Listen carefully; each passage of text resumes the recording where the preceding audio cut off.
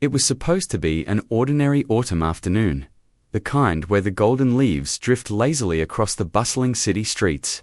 But for me, it was the anniversary of the day everything changed. That day, the truth shattered the life. Thought I knew. I had just wrapped up a long morning of back-to-back meetings, and was looking forward to a quiet lunch. A brief escape from the relentless grind of my financial consulting work.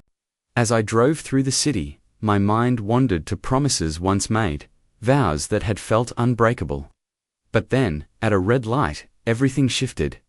On the opposite side of the street, I saw it, Aurelia's sleek dark sedan. My breath caught.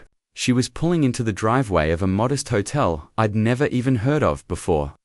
A strange, gnawing doubt stirred in my gut, and without thinking, I made a split-second decision.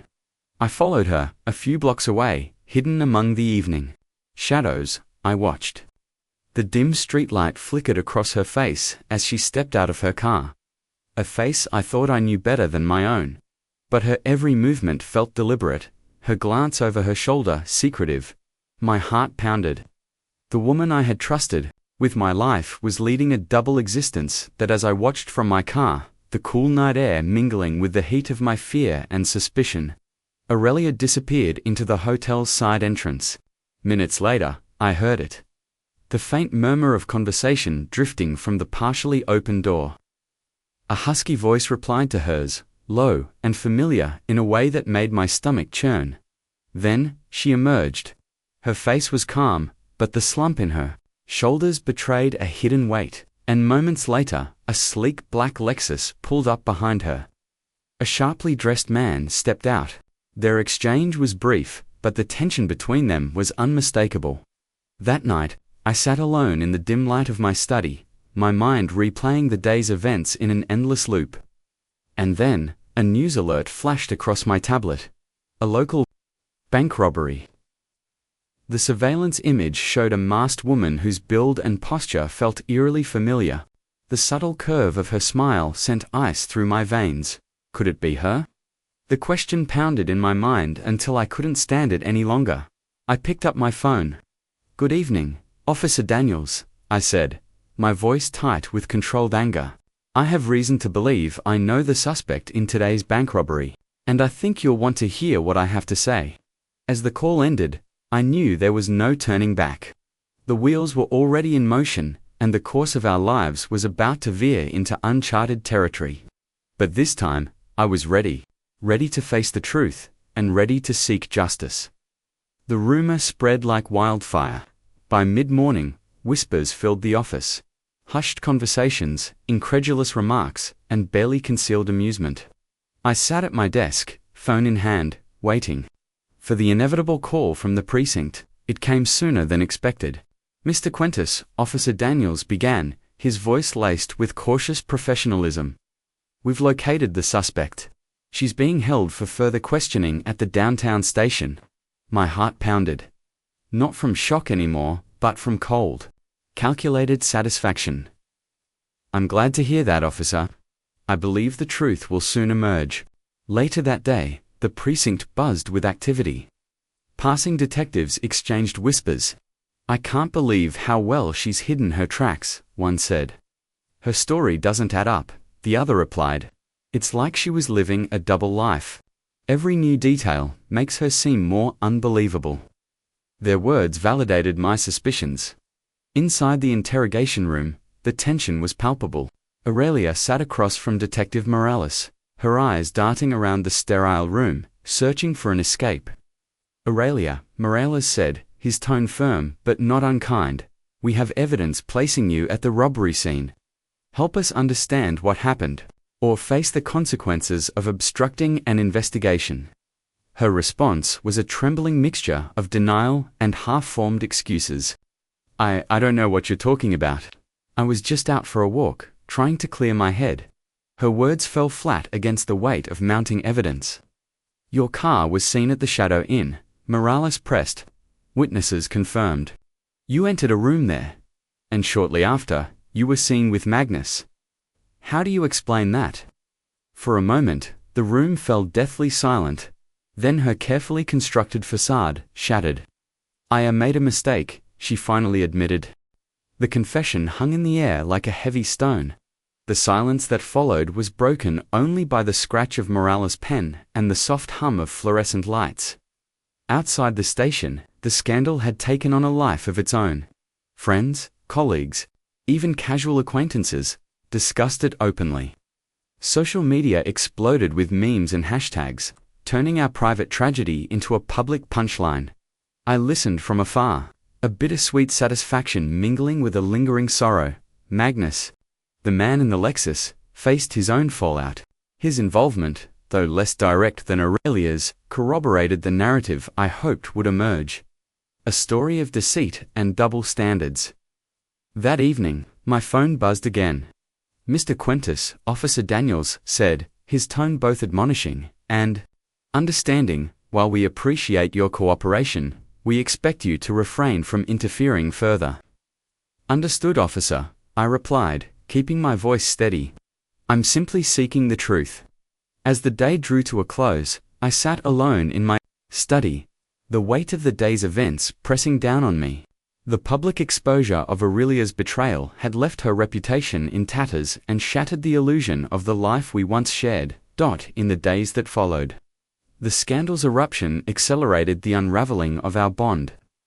The divorce proceedings began swiftly, fueled by relentless media buzz and judgment echoing through every corner of our community. One grey morning, I sat in my attorney's stark, minimalist office. Given the overwhelming evidence, Alina said, sliding a thick folder of documents across the table, Aurelia's case is compromised. Public sentiment isn't in her favor, and neither is the evidence. I nodded silently, feeling both vindicated and hollow. The woman I once loved had been reduced to scandal, a bitter reminder of lost trust. That afternoon, I passed a coffee shop where patrons whispered and cast furtive glances in my direction. Did you hear? One said Aurelia's already been shunned by everyone. Even Magnus couldn't save her reputation. Their words stung like icy needles. I remembered her smile once so genuine, now twisted into a mask of regret and shame. At a final emotionally charged meeting in a quiet diner, Aurelia's voice was barely a whisper. Quintus, I'm sorry. My response was measured but heavy. With the weight of our shared past, sorry doesn't change what happened, Aurelia. Trust, once broken, is almost impossible to mend. The silence that followed felt like the closing of a book. The end of a story neither of us had expected to write. The fallout extended beyond our personal lives. Former friends distanced themselves from Aurelia. Those who once admired her now looked on with derision. Social media's harsh hashtags and cruel comments turned our intimate tragedy into a spectacle. Even the legal proceedings carried an air of vindictive satisfaction. During one session, the judge, in an unguarded moment of amusement, remarked on the unexpected downfall of a once respected citizen. As for Magnus, his brief involvement only amplified the narrative of double betrayal. Rumors swirled that his own spouse had begun questioning his loyalty, leaving him as much a victim of scandal as a perpetrator of infidelity. That evening, in the quiet of my study, I reviewed the final settlement documents. An odd mixture of liberation and sorrow settled over me. It's over, I muttered. But the absence of Aurelia's presence left an aching void. Our lives were now irreparably divided, each of us destined to carry the scars of what had transpired. The ink dried on the divorce papers, sealing the final act of our shared tragedy. A marriage that had once symbolized hope and promise was now a relic of a past marred by betrayal, by lies and public humiliation. And in that moment, with the weight of shattered trust settling around me like dusk, I understood that even in our downfall lay the faint glimmer of a new beginning. A future where I might one day reclaim not only my identity, but also the promise of redemption. A few months after the final decree was signed, I began to notice the faint stirrings of a new chapter. It was a cool spring evening when I first encountered Verity at a small, eclectic art cafe tucked away in a quiet corner of the city. The soft murmur of conversation and the gentle clink of coffee cups provided a soothing backdrop as I nursed my favorite Americano, still haunted by memories of a painful past. Verity, with her keen hazel eyes and warm smile, approached the counter to place her order, and something about her presence exuded a resilience that resonated with me. I couldn't help but notice. You seem to appreciate the nuances of this place, she remarked, glancing in my direction as she waited. I managed a small nod and replied, yeah. I find comfort in familiar rhythms after a stormy season. Over the next few weeks, our casual conversations blossomed into long reflective dialogues. One evening, as we strolled along the riverwalk beneath the softly lit skyline, Verity shared her own story. I've been through my own betrayal, she confessed, her voice steady yet tinged with sorrow. My ex. He shattered my trust in ways I never thought possible. Her words, raw and sincere, created an instant bond between us. It sounds like we both learned the hard way, I said quietly, but maybe these scars are paving the way for something better. We spent countless hours discussing our lives, our failures, and our hopes for the future. Verity introduced me to her passion for collecting rare, small batch bourbon. A pursuit, she said, was almost meditative. Every sip reminds me that even the harshest flavors can evolve into something exquisite, she mused during one of our late-night tastings. In her optimism, I found solace, a stark contrast to the bitterness of my recent past. In those moments, the memory of Aurelia and the dark chapter of betrayal began to recede, replaced by the gentle promise of renewal.